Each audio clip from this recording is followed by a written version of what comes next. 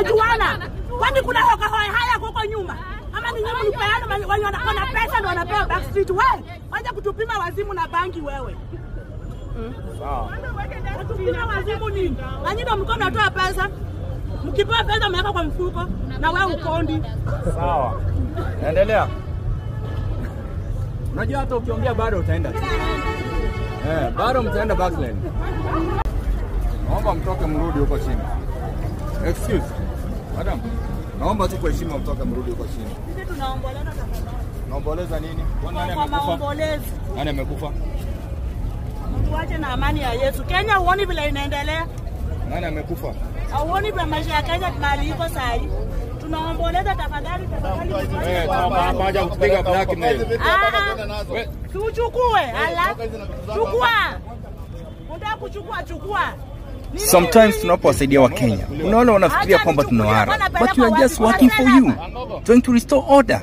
Most hawkers in CBD wana create drama ili waonewe huruma, ili onekane kwamba wanadhulumiwa. Mtu amefunga wote hawezi tembea.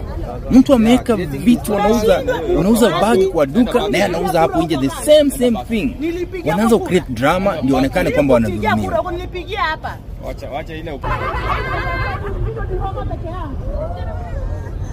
Unaenda wapi? Wewe bwana nini back? Wewe nani unachoja wengine? Atutaenda wapi? Chukua sura hiyo mzuri huyo sasa huyo ndio tunanina. Chukua. Anataka niseme sana kuloni. Jesus. Ninakula jasho yangu. Mimi si loot siibi ya mtu. Sisi si mabibi. Hatuwezi lipa kitu kwa mikono yangu ni jasho ya watu. Sisi tulizaliwa Nairobi na tunaishi Nairobi na tutakufia Nairobi. Sawa. Nairobi ni ya chokora na hawkers. Kwa ukijua hiyo. Acha nikwambie sasa vile zilikuwa zinabomolewa mnasema hautasha chokora lakini hapa na hawkers ilikuwa ni mwanamke mwenye na mboro mbili. Imagine ngoja hiyo sana. Tunaleta na kwa maana utatoa hawkers na chokora waishe kwa street ndio nitambua ni mwanaume kamili. Au fanani na wanaume wengine. Angalieni hao.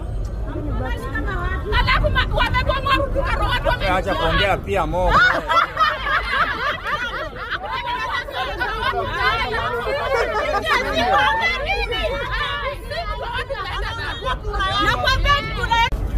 Naomba mtoke mrudi huko chini. Excuse. Madam. Naomba tu kwa heshima mtoke mrudi huko chini. Sisi tunaomboleza tafadhali. Naomboleza nini? Nani amekufa? Nani amekufa? Tuache na amani ya Yesu. Kenya uone vile inaendelea. Nani amekufa? Uone vile maisha ya Kenya mali iko